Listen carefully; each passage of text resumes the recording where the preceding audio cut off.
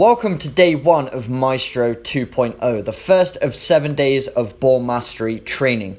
For day 1, we're going to be starting off things really easy. We're going to just use one cone, and you don't need a lot of room. You can do this inside your house, in your garden. You just need a small space and one object to use as a marker. So let's have a look at the first move we're going to be doing on day 1, and it's the inside foot U. So we're basically just forming a U shape around the cone using both feet. So we start with the sole of our foot on the ball, drag it back towards us and transfer it to the inside of the same foot. Then we push it across our body and push it forwards with the opposite foot and then perform the exact same movement. Then we're going to get in a rhythm, go back and forth for 60 seconds continuously. So you've got a few seconds to go and grab your ball and your cone, and then we're going to get right into the first exercise.